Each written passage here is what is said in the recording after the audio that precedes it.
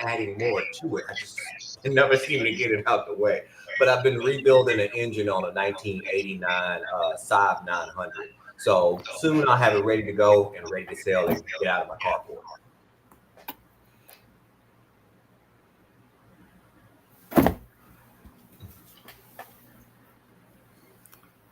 What is new with me? Well, I went to the Sarah Purdue Gardens yesterday, went to the Black Farmers Market yesterday, and I had a ball and 3/4 hanging out with one of my good friends and seeing the beautiful plants. It was a phenomenal time. You know what? I need to do one within here on this computer. I need to turn the volume down. There we go. I actually love hearing myself, so I was like, this is perfect to me because hearing myself and it's just surround sound, it's a dream. See, that's why I'm not the tech guy. I am not the tech guy. He's lying, everybody. He is. I think it's appropriate too because, right, like we're all 10 years apart, and the youngest guy is, of course, the tech guy. The middle guy knows a little bit, and the old guy doesn't know nothing. So it works out perfectly. Perfectly. Yes, I got back from Mexico. I just had the longest vacation of my life. It was 10 days. I've never had a 10-day vacation in my life. It was awesome. I woke up this morning in my bed here, and I didn't know where I was. I was looking around. Where am I? So it's amazing how quickly you can be accustomed to something different. When I got back home, though, the garden was amazing. There's so many mangoes available, and I want to show you guys a couple treats that I got out of the garden. I got 3 pineapples like this out of the garden. Ooh, when I tell you, I'm not a huge pineapple guy either, but I'll tell you what, one of these fell when I was carrying them because there was so much stuff. It dropped and it bumped the ground. And from that spot, it started leaking out so much juice that I had to cut it. And I cut this thing, and inside this is a translucent orange yellow that you've never seen before. And there is no acidity in this at all. You eat the core, you eat right through the core. It's ridiculous. Ridiculous. Wow. You know, interestingly enough, speaking of pineapple, this weekend, I had a taste for some shrimp, so I wanted to. You know, the Louisiana in me kicked in. You know, Texas kind of, took a sidestep, and the Louisiana in me kicked in, so I had to do me a little bit of a shrimp bowl. So what I did with my shrimp is I went and got a store-bought pineapple because mine aren't ready yet. I got 2 years on those. So I sliced that pineapple up, threw it in that boil. And man, that sweetness from that pineapple really just sets it off. Really? I've never thought about putting it in the oil when you're frying. No, not in the oil, in the boil. I did a boil. Oh, in the boil. Mm-hmm. Yeah. That is interesting. I like it. Because typically I'll do like a lemon, but that pineapple, that hits different. I'll tell you what. Well, speaking of pineapple, the sweet and spicy pepper sauce has pineapple and mango in it. It's amazing. It's delicious. I guarantee you're going to love it. I dare you not to love it. I double dare you not to love it. It's all natural. It's got 8 different fruits and vegetables in it. There's a hot and there's a not so hot. You can get it on Amazon and underthefarmer.com. All right. So let me show you the other thing that I got from the garden. Today, I harvested a watermelon. And I think the watermelon was ready when I left. I wanted to give it a little bit of time just to be sure. This is a yellow watermelon. It's yellow on the inside. Oh, those are fantastic. It is. Okay, I don't really like watermelon, which I know people find blasphemous, but I don't. But this look watermelon. At Derek's face. Wait. Look at Derek's face. He looks so hurt. I think you offended him. So watermelon's fine. It's not in my top 20 as a fruit, but it's fine. All right. So I knew I planted some yellow pineapples, but I planted some red ones too and some different varieties. But I didn't realize that this was a yellow one. I thought this was a red one. So I opened it up and I'm thinking, oh my God, it's not ready yet. And I look closer and it's all yellow gold inside. And it tastes like water and sugar. water and honey, really, water and honey, and there's no like watermelon-y flavor. Like it's and that's the thing I don't like is the watermelon-y flavor. It tastes kind of like honey. It's really good. That kind of like a honeydew. I think you might have found your watermelon. That's what it was. You just had to find the right watermelon for you. Yeah. Someone said I'm not a watermelon person either, but I know it's nutritious. Wow. Yeah. It's a great way of hydrating. It's got a lot of vitamin C in it too. So yeah, it's a great way. Do we have some questions here? We do. Yeah. There's one question. There's one question the people want to know. Is there a good natural fungicide that one of us can recommend or all of us can recommend? And I know you talk about one, Gray, because, Gray, I don't know if y'all know this or not because he got his hat off. He looks a little different. He is an ag extension master gardener, man. He knows the real legitimate information on the plants from his great big book of everything. I thought he was going to go grab it. That great big book of everything. Look at that there. He is able to tell you some legitimate fungicides that are natural. What you got for us, Gray? Well, when it comes to fungicides, I actually just covered this not too long ago. A great natural mild fungicide that you can use in your garden, especially if you start to have like your powdery molds or your gray molds and so forth, powdery mildew, is just by simply taking a gallon of distilled water and a teaspoon of baking soda, a little bit of dish soap, and I mean we're talking about, again, a teaspoon amount, mixing that all together into a solution, putting it in a spray bottle and spray directly on your leaves. And that actually will fight back a lot of those fungicides, a lot of that fungus. It's super simple to make. And if you're interested in checking out the exact instructions on how to do it, go check it out on my Instagram channel or my YouTube for that matter. And you can check out, I walk you through everything. Super simple, super easy. Let me ask you a question. What about vinegar solutions? Vinegar solutions. The only downfall about using a vinegar is that we got to take into consideration that pH of a vinegar. Now, a baking soda solution is going to be on the alkaline side. So by adding that alkalinity to the leaves, you're making the leaves uninhabitable to your mold. But by going on the opposite side of the spectrum and going towards that vinegar, you might actually end up damaging the plant because most of your household vinegars are going to be a pH of about 2.3 to about 3.3 or 3.4. So it's going to be really acidic. So I'd be very, very cautious on using a vinegar as a fungicide. Now, an alternative is you can actually use powdered milk as a substitute if you're trepidatious about maybe using the the baking soda, because didn't we talk about that, Derek? What was it? Wasn't the lactic acid inside of it? What exactly was it? You're a botanist. What do you think?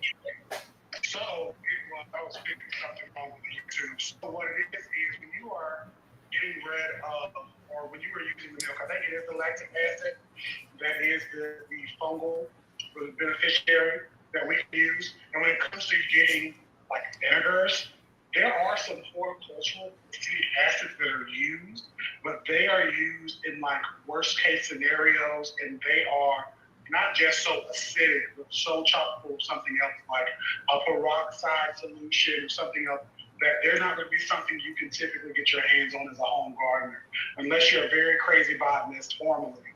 Now, as a chocolate botanist, and you know people and you know how to make stuff at home. But outside of that, typically baking soda or the milk would be the best way outside of just the store-bought fungus. Now, someone also mentioned diluted hydrogen peroxide. I'm not sure exactly how effective that would be, because what we know about hydrogen peroxide is when it's exposed to sunlight, it actually starts to break down.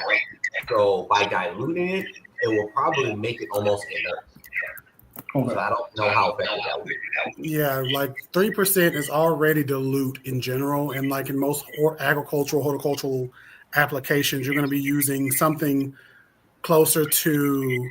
I mean, you're still going to start off with 10% and superbly dilute it, but they're using it consistently like irrigation solutions, or they're using a higher percent, like a 10%, a 6%, and then like doing a soil drench. So that wouldn't be something you do. A lot of us will just dilute it because somebody says so online, but it takes a certain parts per million of that chemical to be beneficial and be antifungal.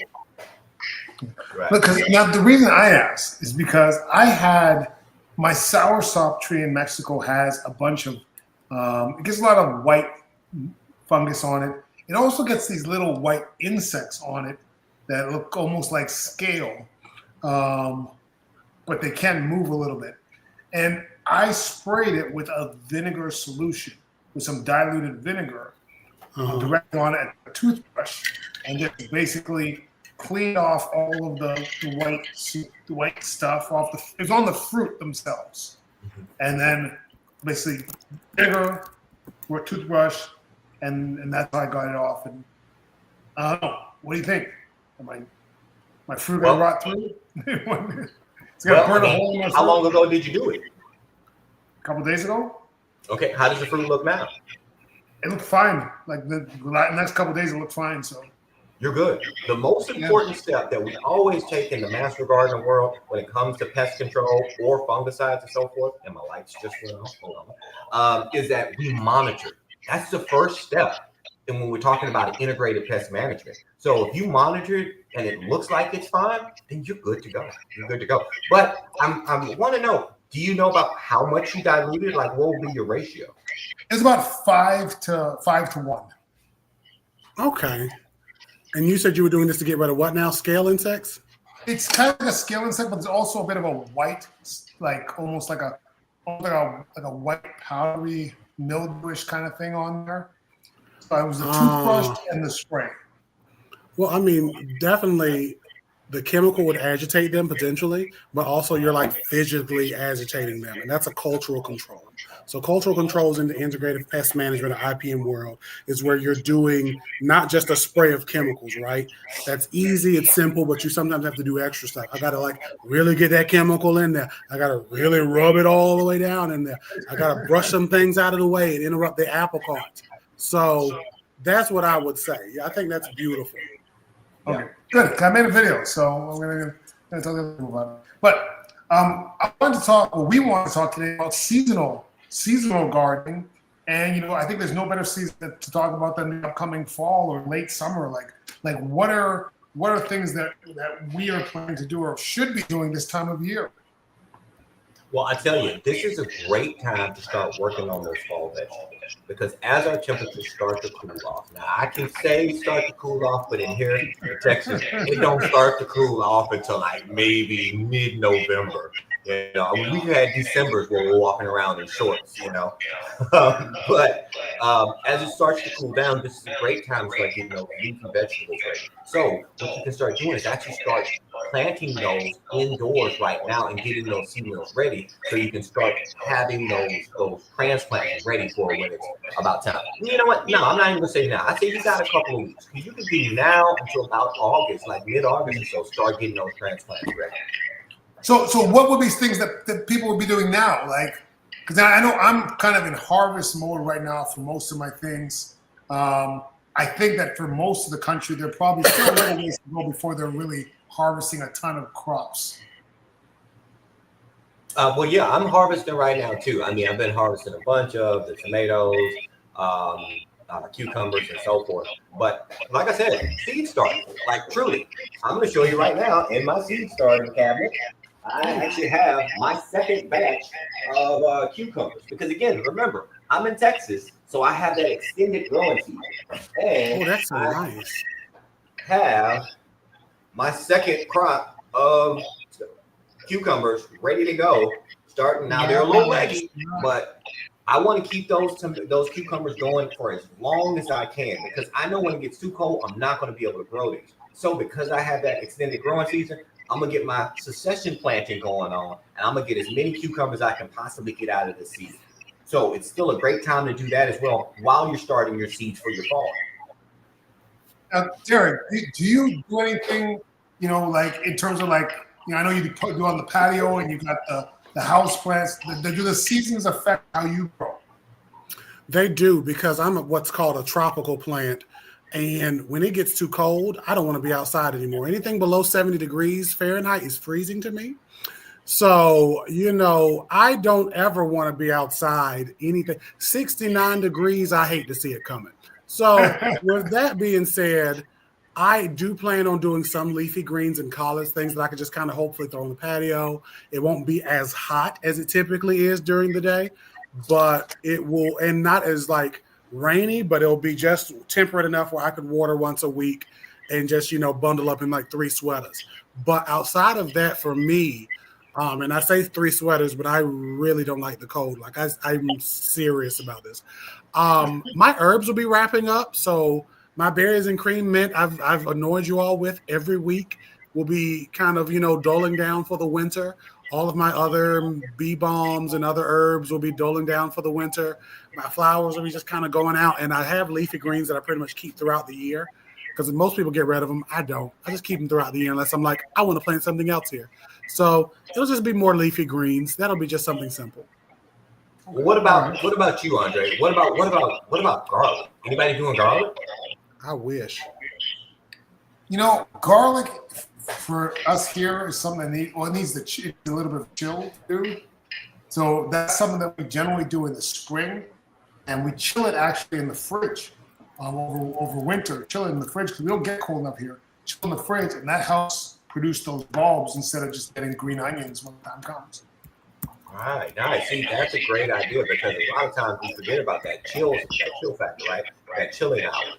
And so by utilizing that refrigerator or freezer to get those chill hours, that's great because you can also do that when you're sowing seed for a lot of your fruit trees and so forth, even like your strawberries and such too. So great tip. Now, K White says, I'm in SoCal and started broccoli by seed at home right now. No idea what I'm doing, but they're starting. So what we tell, I think that's a pretty good time in Southern California, maybe to start that because they're not going to get crazy hot there. Yeah. Honestly, go ahead. You go ahead. I think yours is more important. Well, no, I was just gonna say because I've lived in Southern California for only a year and a half or so, and it's only hot 1 week in the entire year.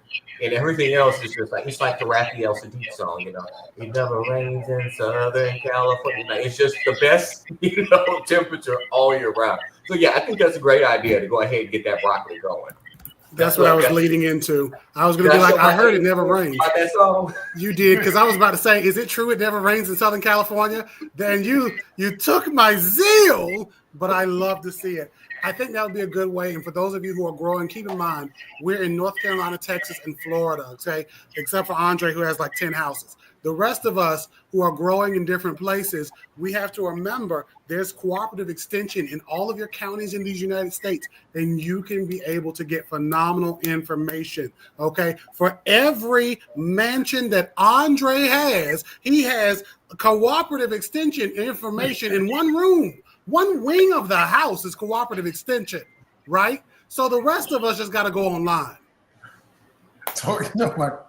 On a totally unrelated topic, I'm feeling nauseous right now. Legit, I have pulled the trash can in front of me here because I feel I don't know what just happened to me. I'm feeling nauseous. We're gonna pull through. We play injured on this show, so we're gonna go through it. And if you need to dip out and then come back, we here for you. If you see me go off frame, you know what's going down right here. We do. We know what's up. We here for you. Look, because while we answering these questions, and your health is more important to brother. So take care of you. Exactly. Listen, health. I don't really get sick like that. I'm good. We don't. But anyways, what fall plants and veggies do we not want to start by seed? That's a good question. Not start by seed. Huh. I would say anything you've never eaten before.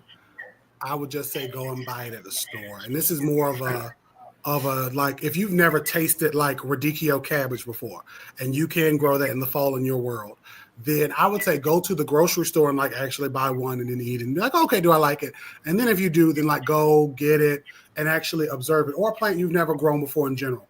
Actually get one that's pre-grown. And I know we like to do everything from seed for whatever reason, good, bad, or indifferent. But you can learn, okay, this is how it works in my yard. These are the pests. This is what I need to amend, what I need to treat it with or prevent pests or whatever.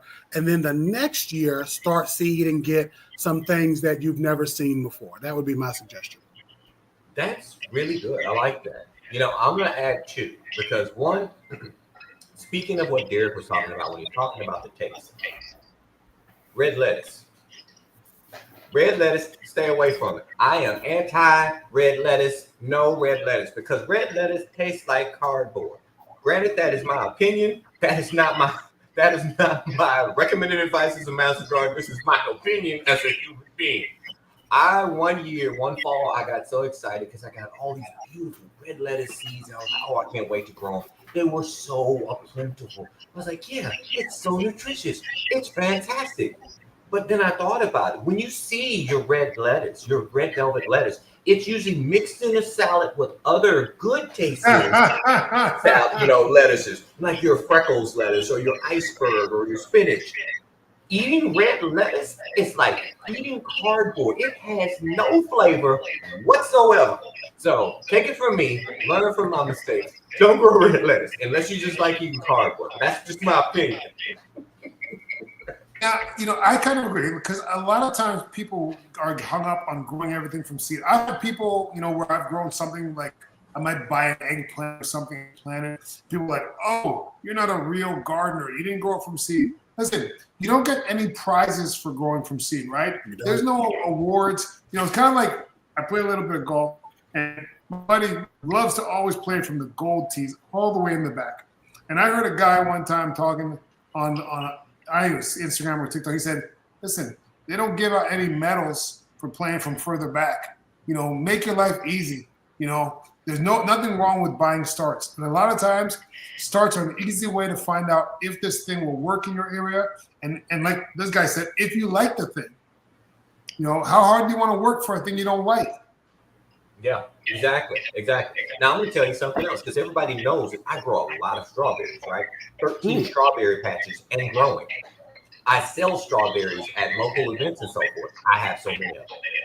But a lot of my strawberries, all of my strawberries, I do not grow from seed because one, short attention span, and again, like Andre said, I'm not winning any kind of award from growing these strawberries from seeds. Now, especially if I'm going to start my strawberry seeds in the fall, right? Because your strawberry seeds, you want to start them in the fall because you want them to get those chilling hours because they need that cold stratification to get those seeds to start to germinate.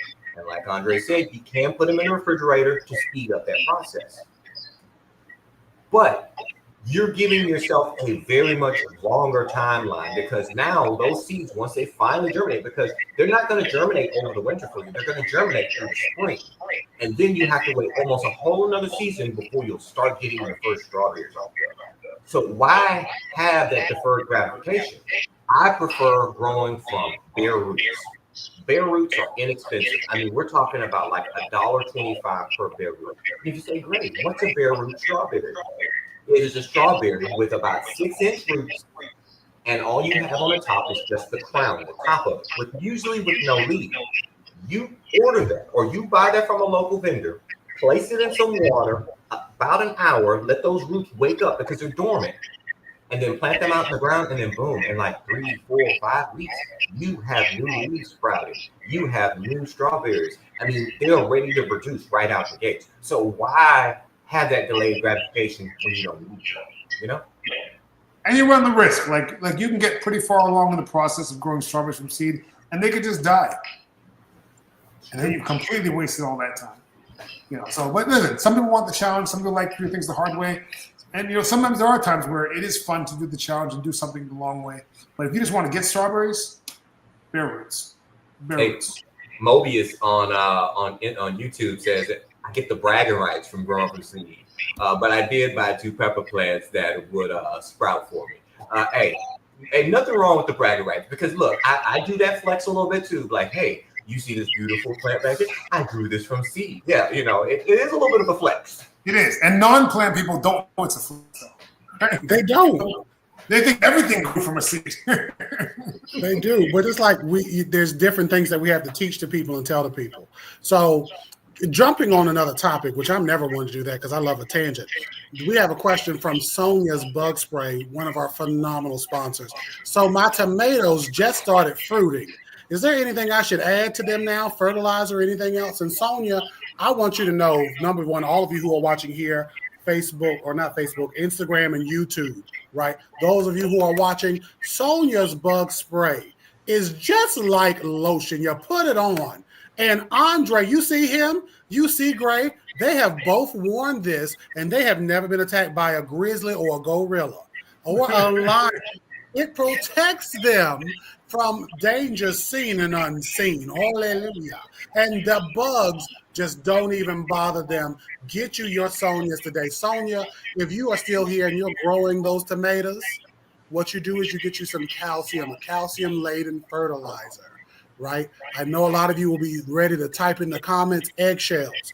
And I'm not going to walk on eggshells around you when I say the yoke is on you if you think you're going to put those eggshells in the ground.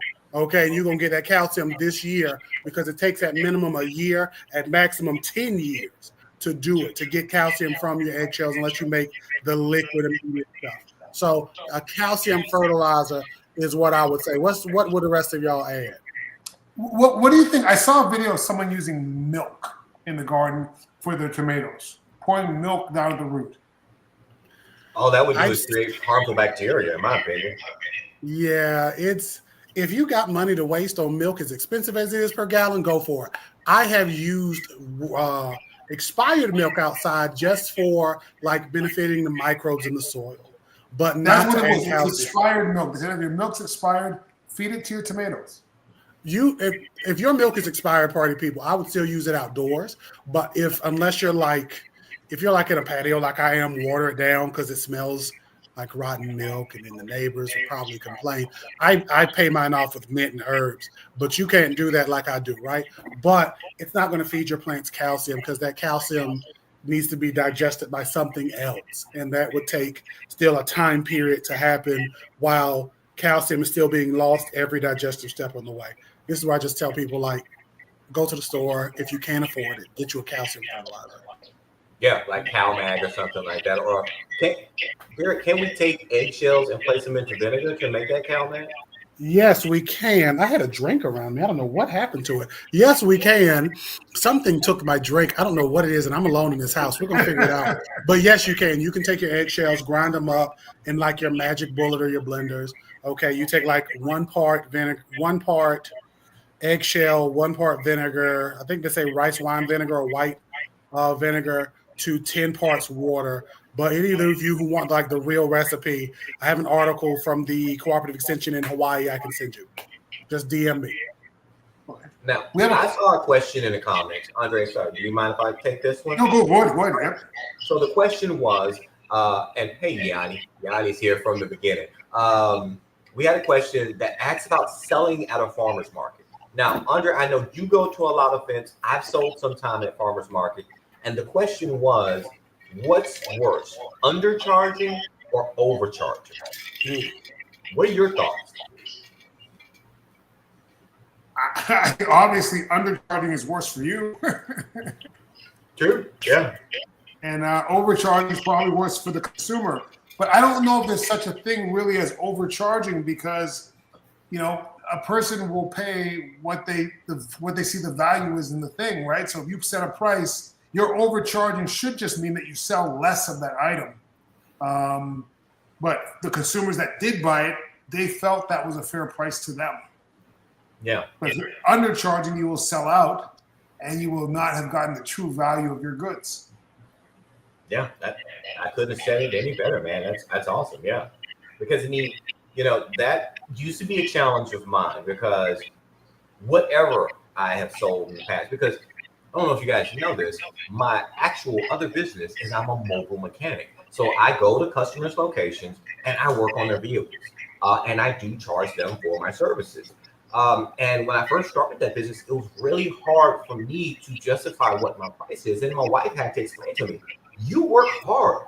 You have been doing this for 20 years. They are not paying for a part replacer. They are paying for your knowledge, 20 years of spinning wrenches and your know-how. So you justify your price. And I couldn't be mad at it. So that's the same way I would feel about my produce and so forth. Whatever value I place in it, I feel like it's a justified price, because you're not just getting some random tomatoes from some random Joe. They're Urban Garden with great tomatoes. It's hard. It's hard. Like I have the same problem. Sometimes it's hard for me to, present, hey, this is going to cost you this, or this is going to cost you that, or I'm selling this for this. And I tend to generally undersell most things. But that's just, I feel like, I don't know if it's guilt or whatever, but my wife is the same way too. She'll be like, why? Like, this is how much this would normally cost. You need to do that. It's even on social media, like my sister had to get me to create a rate card with what it would cost to make a video. I was doing videos just for like a free hat or something, and she's like, no, you can't be doing that. You got, Yeah, because let me tell you, when Andre told me this, I said, "You've been doing what?" And then I proceeded to flatline. I passed out on the floor. I had stopped breathing. I don't know what happened. And then I was like, "What do you mean?" And this is for any of you who make content or do anything where you use your time to provide a service. Your time is worth something. There are people who I will give stuff to, right? If Andre Gray was like, "Derek, I need your voice for something," all right, here we go. I'm going to give you voice because we're in community. People I'm in community with, I will do stuff for, right? But to these brands, they would pay a team and actors if they were making a commercial on TV or on YouTube. So they need to pay us. And that's just what I feel. But our price is our price, and we are worth that price. And if you are under or overcharging, I think at the farmer's market, while I've never sold, it's just a matter of what your time is worth in conjunction with your prices and your supplies. There's people who I know. I just went to a plant store in the last 2 or 3 months. I had to really fix that up because I was like, well, they're going to know who I'm talking about. In the last 3 or so months, I've went to a plant store that was god-awful expensive. But that's their price. That's what they choose to sell. And obviously it works for them. They in business. Yeah. Because when it comes to commercials, I feel like I'm just as good as Michael B. Jordan. But I mean, that's just me. I mean, God knows I am. I take this shirt off right now. It's D'Angelo. How does it feel? And speaking of how does it feel, there are a couple of people who are feeling out where can they get some legitimate plant information for their outdoor gardens. Now, I will always say, because there are people who are want to know in the questions like, can I plant this? When to apply this fungicide? How do I deal with these pests? We're going to answer a lot of questions. But if your question doesn't get answered today, you can go to Cooperative Extension. Whatever county you're in, you go to Auntie Google and you type in my county. For example, for me, Durham County Cooperative Extension. I know where the office is. I got people there. I'll go there, see the people. Hey, how y'all be? I can ask them questions. I can speak to master gardeners and extension agents, or I could just Google and look it up. And I know where the actual hub is because that's my alma mater, NC State. And I could be like, boom, I can go here, get information, get testing done, figure out what a bug is or whatever have you. So there's some questions that are way up there in the front, way up there that I'm like, we ain't going to scroll all the way back there. But for those of you, that's your general thing. That's where I would tell you to go. Yeah, people need to take advantage of it. I did a tour of the whole facility here, I guess in Orange County or whatever. And it's a very useful resource with a bunch of people that want help, but people don't know about it. And I told them that the name is the worst name because County Extension Office means nothing to nobody, but it's just a place where people can help you with plants. And it has 5 names depending on where you are in the world. Yeah. Now, Enterprise had a question. I wonder if that's from Ender's Game. Have you guys ever read the Ender's Game books? Yes. Ender Game was awesome. That whole series. Yes. Oh my gosh. I'll tell you what, that is one of the most underrated book series ever. And I wish they would have continued on with that movie. I know. What happened? The first one is the worst. The first one's the worst one. It gets so much better. Exactly. We're geeking out here for a moment because we're sci-fi guys. Yes. Yeah, it's. I'm sorry. If you ever read the Ender Game series of books, and I stopped at about book 5 or so I didn't even finish the whole thing, but the ones I read were amazing. They're just masterpieces. Oh yeah, totally. Wow. But, all right, question from Ender. Ender had a question. Is there a best depth of soil for a movable herb garden to keep a comprehensive herb garden?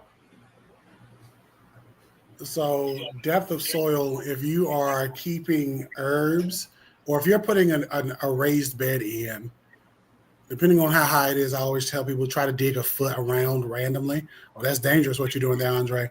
Do a foot around in the garden just randomly. You don't have to dig a whole foot out. Like if you can, like if you're in a place where it's sandy loam, like dig it out. But here in Durham, there's rocks and clay. In the Piedmont in general, there's rocks and clay.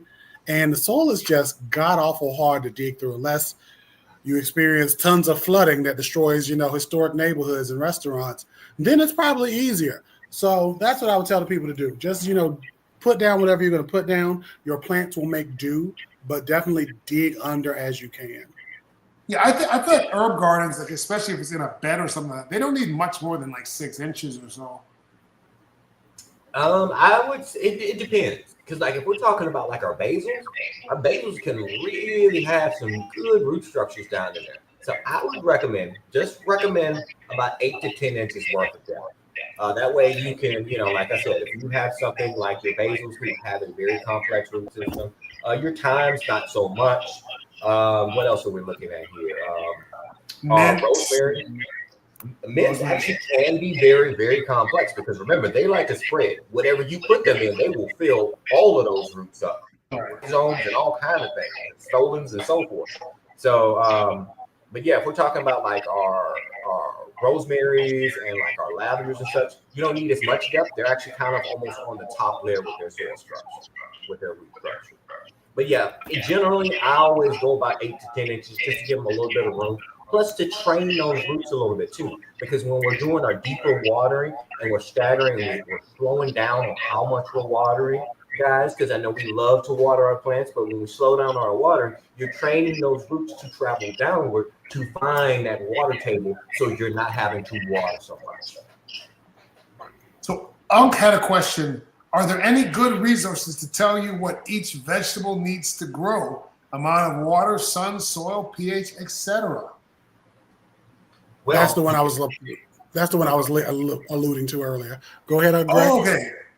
Oh, I was going to say, yeah, just like Derek said, you can always, check with your local ag extension because that information is free and you can literally type it in your search browser. Like, I want to grow tomatoes.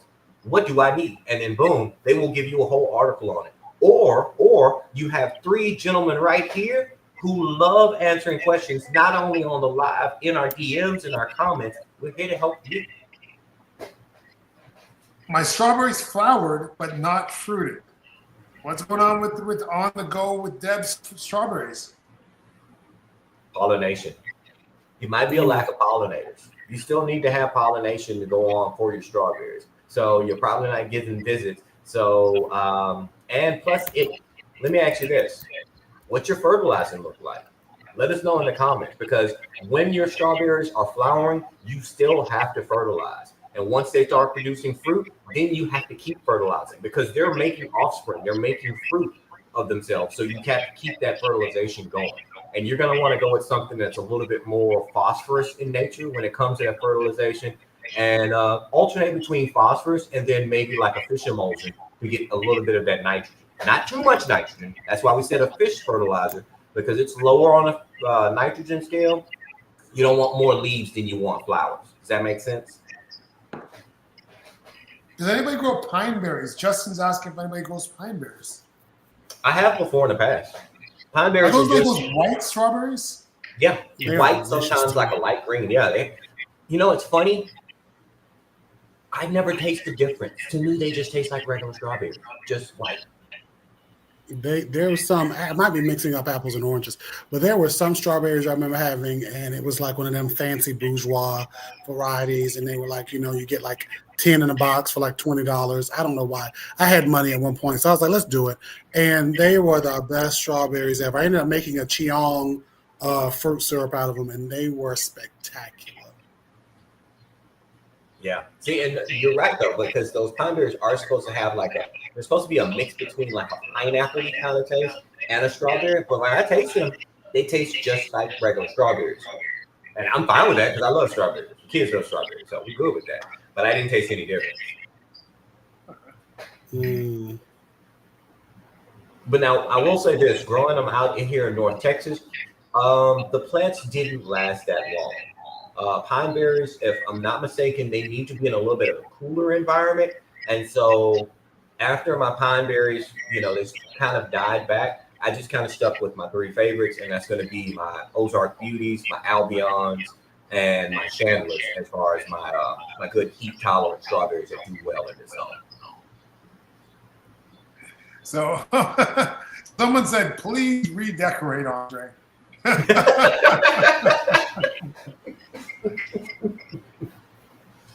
Derek and I gonna send you some plants, so we're gonna send them some plants over there, guys. We're gonna put some plants behind them. So I actually have zero house plants. I was about to say he has 0. It's not going to work. This is the unfinished office, but if you saw the rest of the house, my wife's an interior designer, and don't worry, the house is decorated. The house is decorated. It's constantly evolving, so it's fully set up. But let's see. I have a beautiful ZZ plant. It is sitting on, I don't know what a ZZ plant is, but it's sitting on a sunny windowsill. It's beautiful, but it's not growing. I'm doing something wrong. I've had it for 3 months.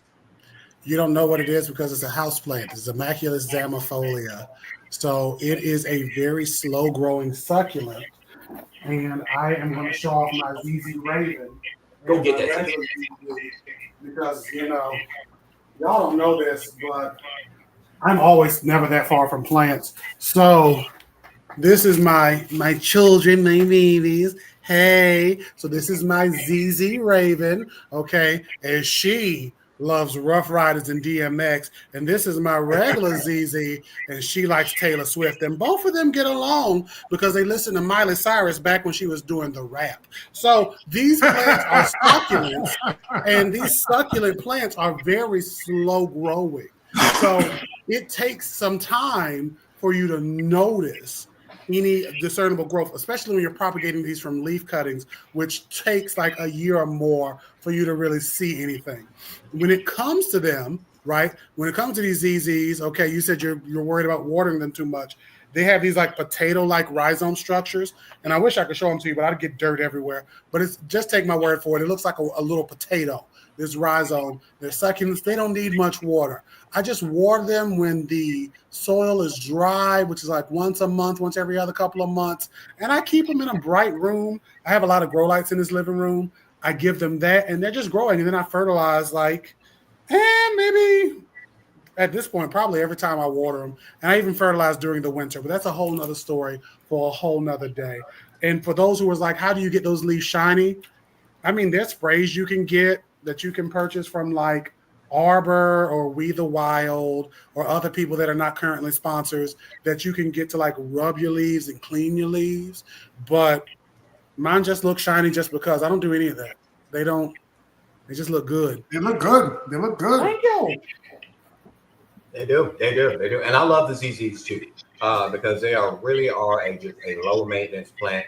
And I have one in my bedroom right now, and I don't get a lot of light in that room because of the way the windows are positioned, but they are doing just fine and living their best life.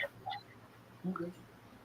So Absta says, Andre, my sweet potatoes, I'm nervous to pull them up. How much harvest window do I have on them? I think you got a pretty big window with sweet potatoes. What do you think, Greg? Yeah. I mean, because if your sweet potatoes have been started like back, well, depending on your zone, but usually give or take us like around May is when we typically start them. You should be maybe looking to start seeing those leaves start to die back about mid-August or late August or so. You got a nice window. You got time. Yeah. And I think if you leave them a little bit long, like the only mistake I think would be picking them early, when everything's still growing. But once those leaves die back, you got a little bit of time before you can pick them. Mm-hmm. Yeah, definitely. Yeah. Great question too. All right. Thank you very much. While you're doing those questions, can I do another? Were you about to do another question, Andre? My bad. No, go ahead. Beautiful. We had a question on our YouTube. There was a person, Mobius981, who basically they wanted to show one of their insecticides, their pesticides that they make to keep their plants good. I have it on the YouTube because we are dual streaming on all of our YouTubes and all of our Instagrams because we're famous and we're fancy. Okay. Andre picked this up. He called me on the phone and he said, I've been watching The Matrix, Derek, and I want us to be the one. And that's what we're doing.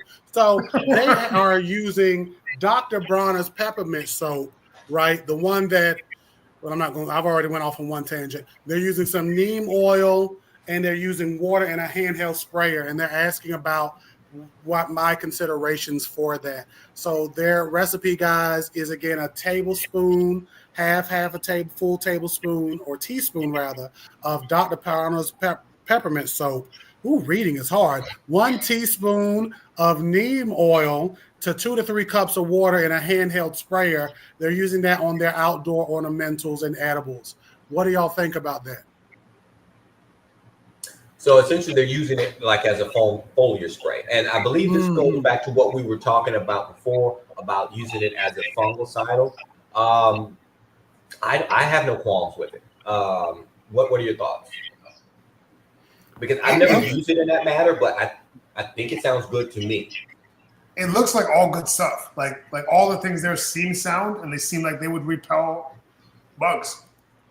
And I actually have used Dr. Bronner's and some neem oil. I had a bunch of it at one point. And that peppermint stuff, my God, today it was amazing. I think I used the unscented though.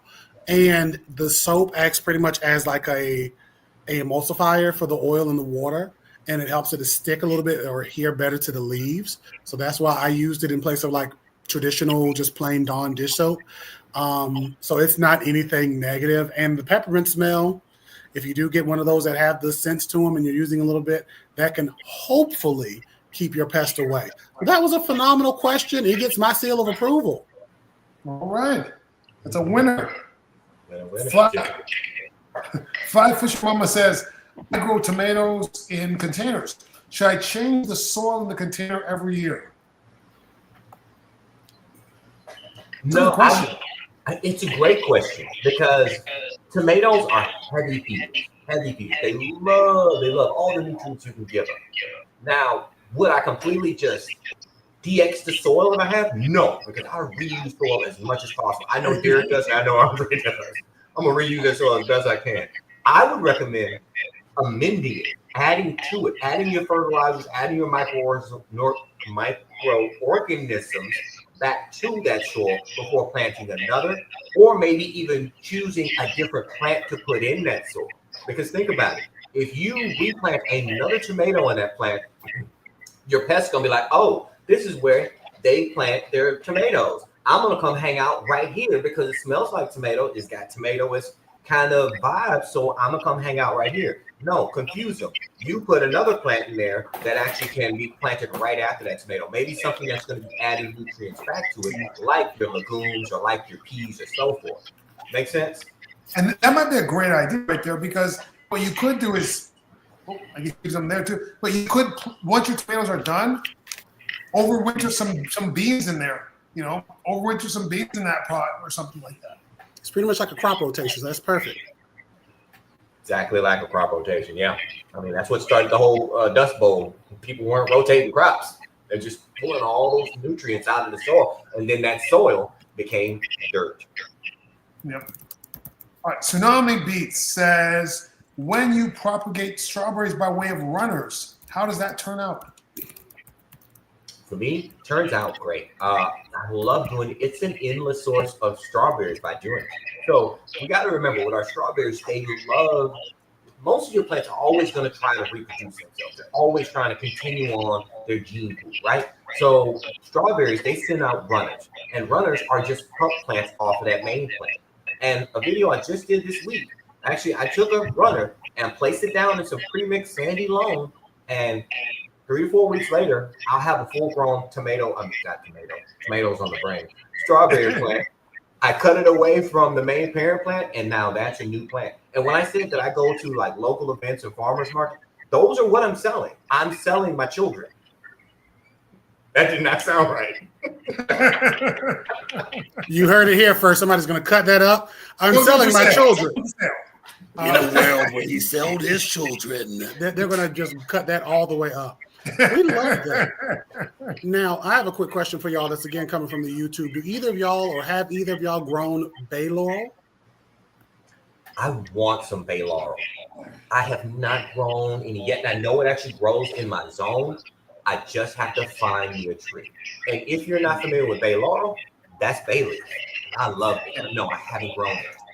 Yes, I have a tree, and it's very slow growing here. Probably, you could almost say that it's not growing here. I've had a tree for about 5 or 6 years, and it's probably about the same size as when I first got it, but it looks fine. It doesn't want to die, but it doesn't really want to grow that much either. Can you give us some quick care tips? I don't think they like full sun that much. I think they like sort of that partial shade. I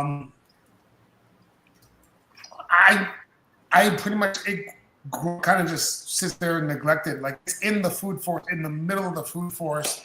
And it's just a tree that it always looks healthy and looks fine, but it doesn't really get much bigger.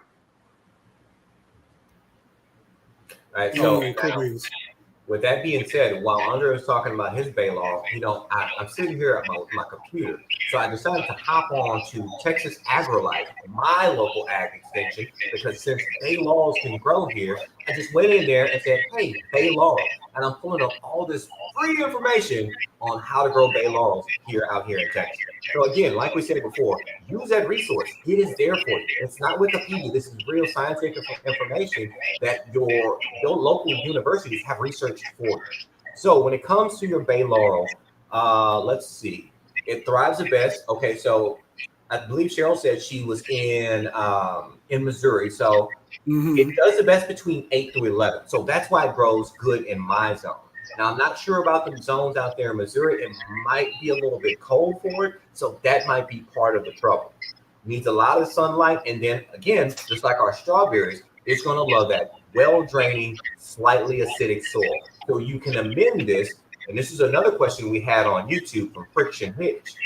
You can amend that organic, that clay soil that you have out there in Missouri. I've been there back when I was in the United States Army. You can amend that with by adding some sand, adding some organic matter to kind of break up those molecules and all that clay. See if that helps you out. It might be a little cold there, but honestly, if you amend that soil a little bit, break it up, aerate it, add in some sand, add in some organic matter, that might help it out a little bit more. Now, someone had a question about the ZZs. I've kind of lost it, but they said that their ZZ root bulb has gotten so big. Can you split the tuber root bulb? Can you split that? I wouldn't. I mean, you probably could do a split propagation off of that. I would not. They typically over time just start to like send off offshoots like other rhizomes and kind of take over an area. So it's a slow grow where there's not really a way to like make it fast unless you're growing them in a greenhouse that's like dried out or something. So yeah, and, like it just takes time. And speaking of propagation, when we're talking about propagations, where am I at? Because what gardener would I be without always having my pruning shears around me? Because I'm always propagating. And what I love using with my propagation tools? What you love to use? Retain spray. This my God is a great way of lubricating and cleaning your tools. Let's show YouTube too. So hey, YouTube, you can see too. Retain spray is a great way of being able to, one, clean and lubricate your tools, but also stop the spread of disease. Because a lot of times when you're propagating your plants or when you're clipping those strawberries, those runners, and you're trying to get them to make new plants, a lot of times they fail is because you inadvertently spread disease. So make sure to spray Retain spray on your pruners in between cuttings. We love to see it. Yep, definitely great stuff. It helps a lot with your grafting and ear layer if you're into that. Because a lot of times grafts fail because they get infected. And if you have everything clean and not sterile but disinfected at least, then you're going to have a lot better chance, a lot better success rate. If you're failing with your grafts or ear layers, not having something like this might be the solution. Definitely.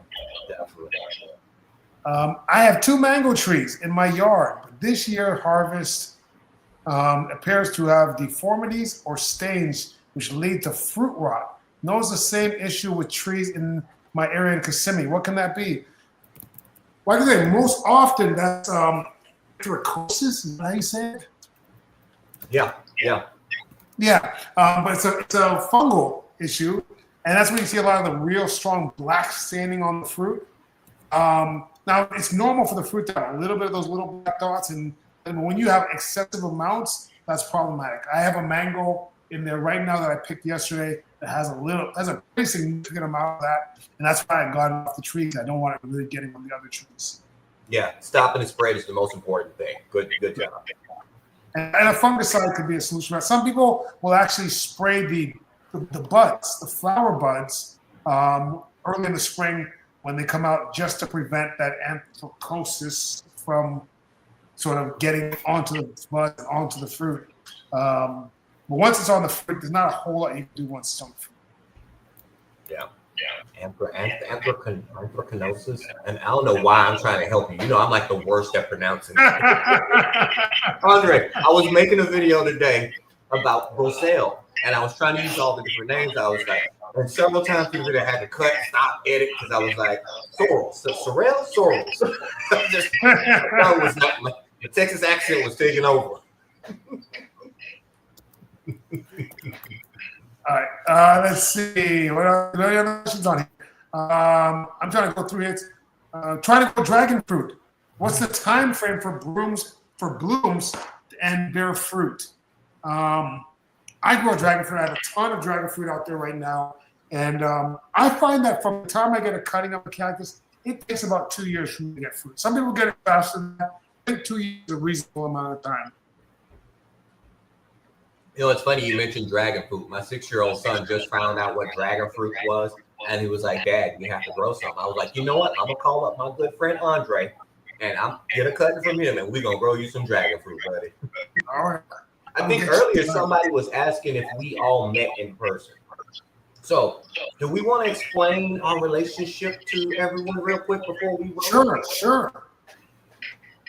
Well, I just happened to come across one of Derek the Chocolate Botanist's videos, and I was like, there's a voice of reason. Because I swear, so many times in this space, the gardening space, you get so much ridiculous nonsense. And I heard him, I was like, you know what? This is a smart dude. I'm following him. I like him. Good job. And then me and Gray, we have a gardening school together called Better Gardener. So I'd already known Gray. So one time I'm doing it live on Instagram, and I see Derek down in the comments. I'm like, hey, come on up, you know. So we start talking, and Gray pops by, and he already knew Derek. So then we just started talking on here, and I was like, you know what? There's some good stuff right here, guys. I think we got some here. And that was the birth of the Dirt on Gardening, even though we didn't change names like 12 times. We did, but we don't talk about those days of us renaming.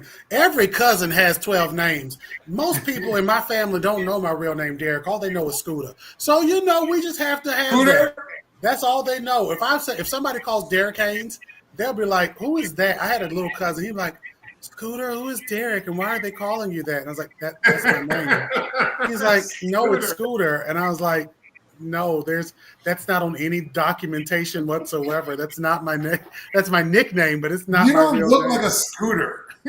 My mom, when she was pregnant with me, used to eat a thing, and I know you two will remember the name of it, called Scooter bars. And the Scooter bars are now called strawberry shortcake. Y'all didn't remember them from the 90s?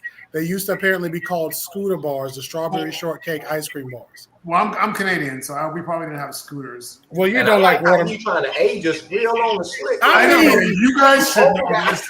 Because it was what they used to call them. And I mean, we know Andre wouldn't know because he doesn't eat watermelon, but the rest of y'all would know. And I would be like, let's go for it. But that's how, and I love strawberries to this day because she ate a lot of strawberries when she was pregnant with me. It's amazing we were talking about strawberries because I love strawberries.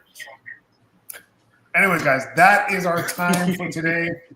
Thank you guys for watching. If you're watching on YouTube, subscribe, follow. If you're watching from Instagram, subscribe, follow to all of these guys here. We're happy to have you guys here. We really appreciate you guys coming out every week and watching the show. So thank you very much for your time. What do you guys got to say?